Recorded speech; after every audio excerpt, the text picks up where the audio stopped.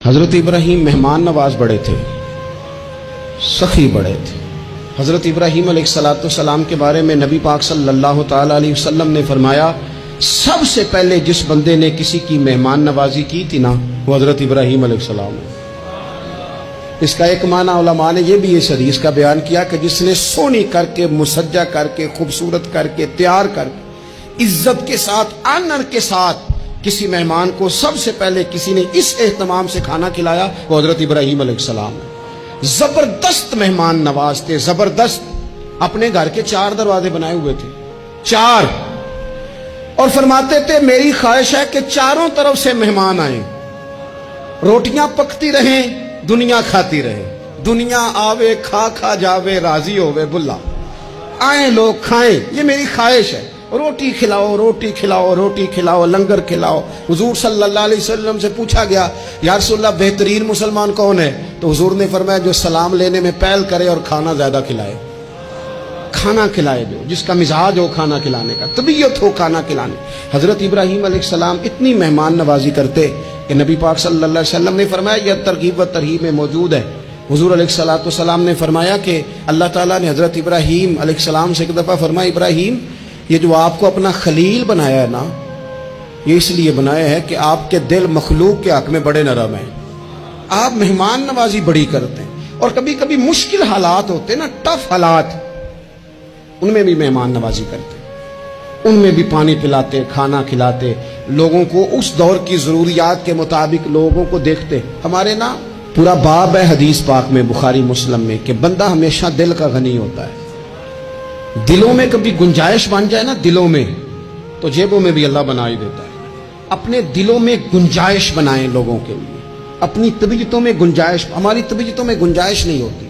اللہ تعالیٰ بعض بندوں کو نواز دیتا ہے، انہیں چاہیے کہ وہ گنجائش رکھیں، کشادہ کریں اپنے دل کو، سینے کو۔ حضرت ابراہیم علیہ السلام نے نا ایک دفعہ قحط ہو گیا تھا، تو مہمان تو اب آئے بیٹھے تھے، بلکہ ان دنوں میں مہمان زیادہ بڑھ جاتے ہیں، کئی دفعہ زیادہ لوگ آ جاتے ہیں۔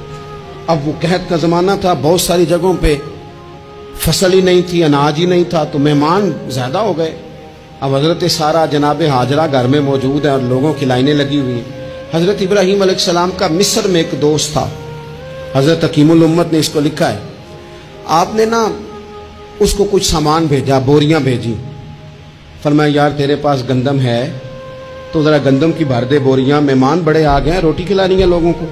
حضرت ابراہیم نے وہ چند بوریاں اپنے اس مصری دوست کی طرف بھیجی کہ گندم کی بھر دو، مہمان زیادہ آ گئے ہیں، تو یہاں تو قحط ہے۔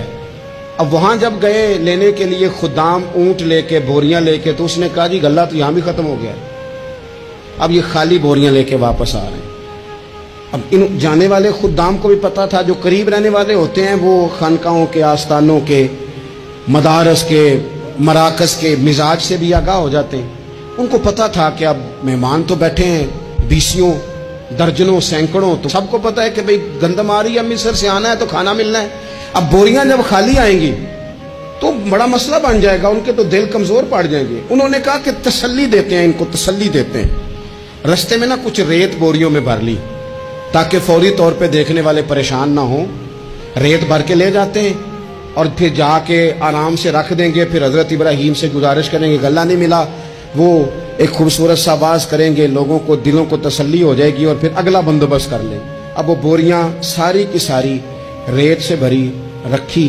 حضرت مفتی احمد یار خان صاحب رحمۃ اللہ علیہ نے لکھا ہے کہ وہ بوریاں لا کے جب لوگوں نے آتے دیکھی بوریاں، تو طبیعت لوگوں کی کئی دنوں کا کھانا نہیں کھایا تھا، حشاش بشاش ہو گئی، بچے، بوڑھے، بیمار، سبھی کے دل تسلی میں آ گئے کہ آج کھانا ملے گا۔ بوریاں کونے میں رکھ دیں۔ حضرت ابراہیم آرام فرما تھے کہیں، یا کسی ذکر و فکر کی مصروفیت میں مشغول تھے، ظاہراً انہیں بتایا نہ گیا۔ اب وہ جہاں گندم رکھی جاتی تھی وہاں جا کے وہ ریت کی بوریاں رکھ دیں۔ وہ خدام وہاں سے ہٹ گئے چونکہ وہ گھر کا حصہ تھا۔ اب جناب ہاجرہ حضرت سارہ اٹھیں، ریت والی بوریاں جب کھولیں تو بہترین گندم نکلی اندر سے۔ اللہ تعالیٰ جب رزق دیتا ہے تو پھر بغیر، اور واللہ خیر الرازقین، بہترین رزق دینے والا اللہ ہے، سب سے بہتر رزق دینے والا۔ وہ کھولا ان کو، بہترین گندم نکلی. انہوں نے فوراً کنیزیں جو تھیں ان کو بلایا, گندم پیس لی گئی. اسی وقت کھانا پکنے لگا. حضرت ابراہیم تشریف لائے, کھانا چل رہا ہے, لوگ لنگر کھا رہے ہیں. اب وہ خدام بھی پریشان تھے کہ بھئی ہم تو لائے تھے ریت, یہ گندم کیسے آ گئی. حضرت سارا اور جناب ہاجرہ قریب آئیں تو خواتین بعض اوقات گھر والوں کو گائیڈ کرتی ہیں کہ یہ والی سبزی بڑی اچھی تھی, یہ والے چاول بڑے اچھے ہیں, یہ جو گندم آپ لائیں یہ بڑی اچھی ہے. تو وہ تھوڑی سی گندم ہاتھ میں پکڑی جناب ہاجرہ نے, جناب سارا نے, حضرت ابراہیم کے سامنے کر کے کہا یہ جو آپ کا مصری یار ہے نا, یہ جو مصری یار نے گندم بھیجی ہے نا, مصری یار نے, کیا بات ہے, خوشبو بھی اعلیٰ ہے, پکانے میں بھی اچھی ہے, 2 لقمے روٹی کے چکے ہیں, ذائقہ بھی کمال ہے, یہ جو آپ کا مصری یار ہے. حضرت ابراہیم کہنے لگے چپ کر جا, یہ مصری یار نے نہیں بھیجی, یہ میرے عرشی یار نے بھیجی ہے. وَاتَّخَذَ اللَّهُ إِبْرَاهِيمَ خَلِيلًا, وہ جس نے کہا ہے نا ہم نے ابراہیم کو گہرا دوست بنا لیا ہے, یہ اس نے بھیجی ہیں.